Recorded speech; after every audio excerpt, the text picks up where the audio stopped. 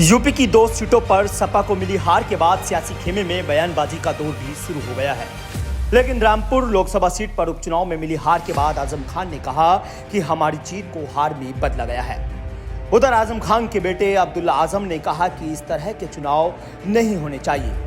उन्होंने कहा कि लोकतंत्र पर ठोकतंत्र भारी पड़ रहा है। रामपुर में बीजेपी प्रत्याशी घनश्याम सिंह लोधी ने समाजवादी पार्टी के उम्मीदवार आशिम राजा को हरा दिया है।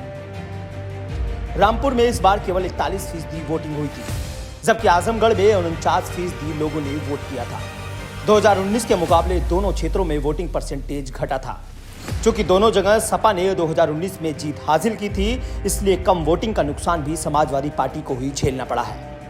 इसके अलावा सपा के मुखिया अखिलेश यादव ने उपचुनाव प्रचार से दूरी बना रखी थी, जिसका सीधा असर परिणाम पर देखने को मिला है।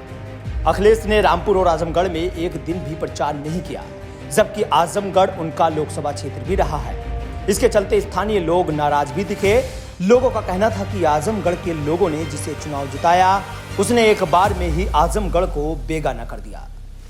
वहीं दूसरी ओर राजनीतिक पंडित मानकर चल रहे हैं कि रामपुर आजमगढ़ सीट पर हुए उपचुनाव से पहले आजम अखिलेश के बीच चल रही लड़ाई को भी इसका बड़ा कारण माना जा सकता है, जिसके चलते दोनों के समर्थक भी कई बार खुलकर एक दूसरे पर आरोप प्रत्यारोप लगाते देखे गए थे।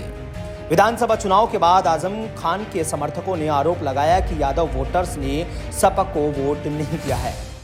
वहीं बुलडोजर व अन्य मामलों में मुस्लिमों का साथ न देने का भी आरोप समाजवादी पार्टी पर लगा था, क्योंकि बीते दिनों आजम के करीबी ने खुले तौर पर अखिलेश यादव के खिलाफ मुखालफत भी की थी। लेकिन बावजूद इसके भी आजम इस पूरे मामले पर शांत रहे, जिसके चलते शायद आजमगढ़ में मुस्लिमों ने बसपा के शाह आलम उर्फ गुड्डू जमाली पर ज्यादा भरोसा जताया।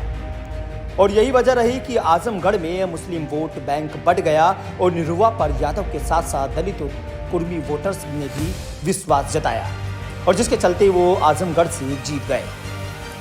वहीं दूसरी ओर राजनीतिक जानकारों की माने तो जातिगत आंकड़ों को भी इससे जोड़कर देखा जा रहा है, क्योंकि आजमगढ़ लोकसभा सीट के तहत 5 विधानसभा सीटें आती हैं, जहां यादव और मुस्लिम वोटर्स की संख्या सर्वाधिक है, जबकि दलित और कुर्मी वोटर्स भी निर्णायक भूमिका में है।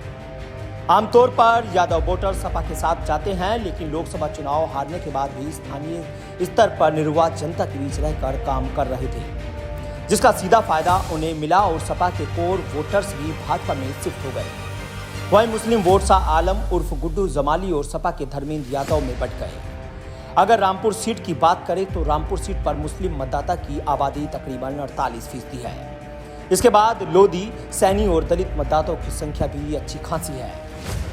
कहा जाता है कि घनश्याम लोधी इन जातियों पर अच्छी पकड़ रखते हैं। इसके अलावा अन्य ओबीसी और सामान्य वर्ग ने भी भाजपा का साथ दिया है। चूंकि इस बार बसपा व कांग्रेस ने भी चुनावी मैदान में रामपुर सीट पर अपना प्रत्याशी नहीं उतारा था, जिसका सीधा फायदा भाजपा को मिला है, जिसके चलते हिंदू का वोट एकजुट हो गया और लोगों ने भाजपा को समर्थन दे दिया। हालांकि 23 जून को जब वोटिंग हो रही थी, इस दौरान आजम खान और सपा प्रत्याशी रामपुर से आसिम राजा ने प्रशासन पर एक तबके को वोट न डालने का भी आरोप लगाया था। बहरहाल जो भी हो, लेकिन ये चुनाव आजम और अखिलेश के लिए किसी कड़ी चुनौती से कम नहीं था।